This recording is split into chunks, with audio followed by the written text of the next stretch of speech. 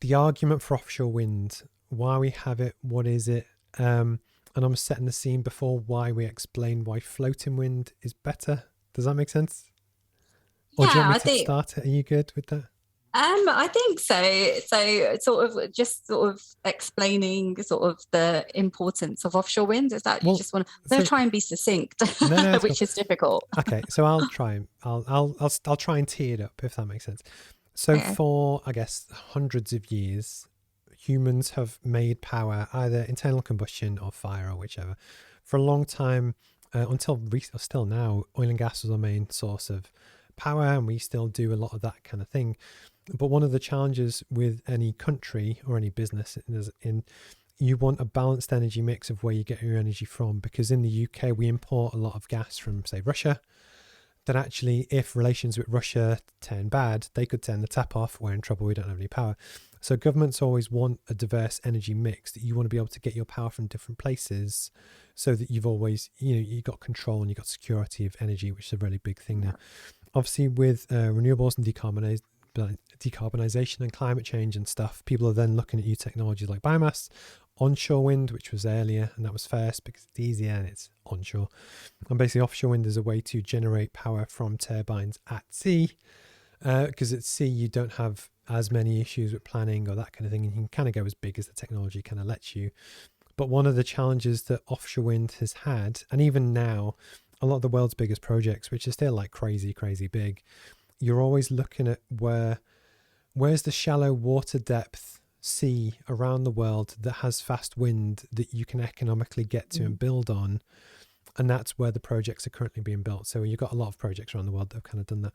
The reason why floating wind is so special is because often the seabed around the world where you have the fastest wind speed, therefore the most wind resource, is in really deep stuff, really deep water.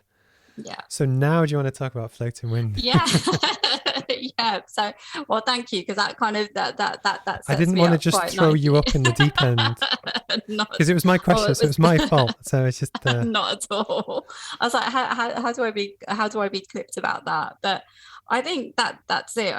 I think so with floating offshore wind.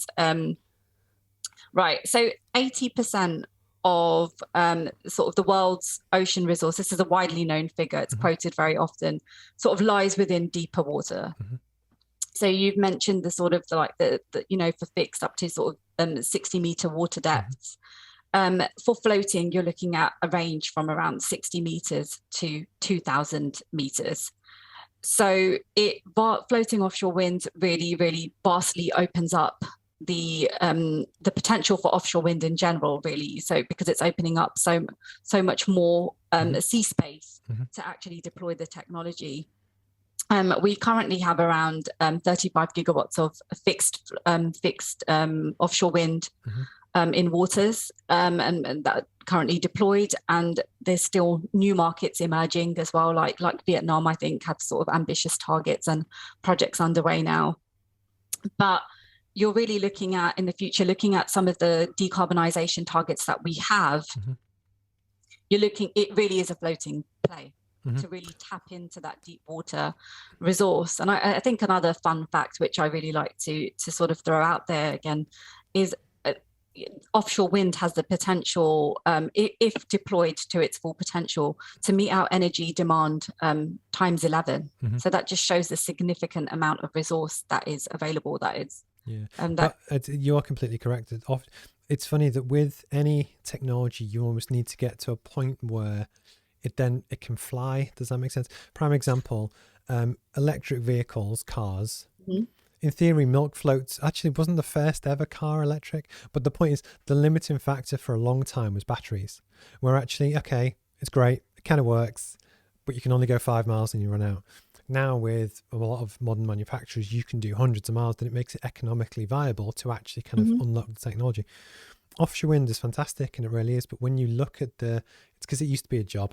I don't just look at ocean depths of stuff. Anyway, but the world's fastest wind speeds are in deep water. That economically, the way that you used to put turbines in the ocean was something like this. It was basically just a giant tube.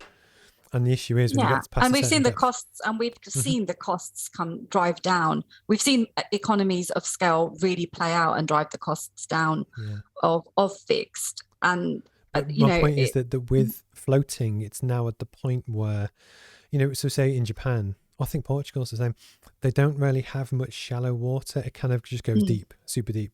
yeah, So again, a lot of countries are going to want energy security, as I kind of mentioned before, but then to like get their own power and build their own economies and that kind of thing as well, which is cool.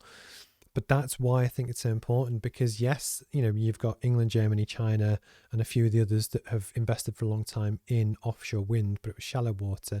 Now almost, and I'm sure it's part of your sales pitch, the fact that so many places around the world, like California, the doors can absolutely. open Yeah, to really embrace it, because again, you can get all the benefits of renewables without having to impact onshore nature reserves and stuff as well. So I get it. It's cool.